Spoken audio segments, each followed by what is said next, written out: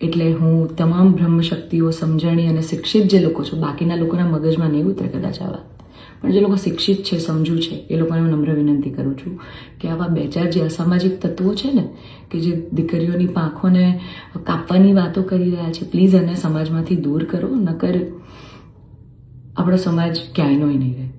તમે દીકરીઓનું સારું જ કરવા માંગતા હોય ને તો દીકરીઓના શિક્ષણ માટે વાત કરો. નાની નાની દીકરીઓ પર જે બળાત્કાર થઈ રહ્યા છે એના માટે વાત કરો. દીકરીઓની પ્રતિભાને આગળ લાવવાની વાત કરો. ચલો, આ બધી પ્રતિભાને બધું તો મોડર્ન વસ્તુ થઈ ગઈ. હજી જૂના 18મી 17મી સદીના કુરિવાજો આપણા સમાજમાં ચાલ્યા આવે છે. હજી કેટલા બાળ લગ્ન થાય છે આપણને બધાને ખબર છે. સાટા પ્રથા ચાલુ છે, જેની પીડિત હું પણ છું, તમને બધાને ખબર છે. દીકરીઓના પૈસા લેવામાં આવે છે. અલા, દીકરીઓને તમે ઘૂંઘટામાં રાખો છો અને તમે એમ કહો છો કે અમે દીકરીઓનું સારું કહેવા માંગીએ છીએ. એક બાજુ દીકરીઓ તેજસ જેવી ફ્લાઇટો ઉડાઈ રહી છે, આર્મીમાં છે, નેવીમાં છે, અને એક બાજુ દીકરીઓ ઘૂંઘટામાં છે. એના પરથી જ ખબર પડી જાય છે કે ક્યાં કેટલો વિકાસ છે. હું દરેક બ્રહ્મ શક્તિઓને, બ્રહ્મ આગેવાનોને નિવેદન કરું છું, આજીજી કરું છું કે આવા અસામાજિક તત્વોને સમાજમાંથી હટાવો.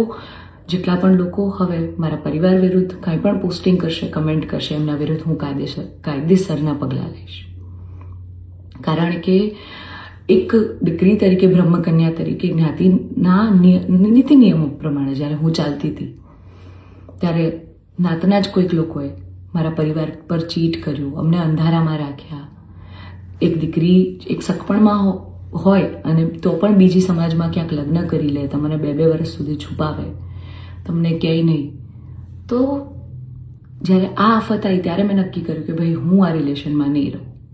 મેં મારા પરિવાર માટે સ્ટેન્ડ લીધું. અને કોઈ છોકરાને શું, જ્યારે પરિવાર માટે અને મારા પિતા પર જ્યારે વાત આવશે ને ત્યારે હું ભગવાનને પણ છોડવાની તાકાત ધરાવું છું. એ દીકરી છું હું.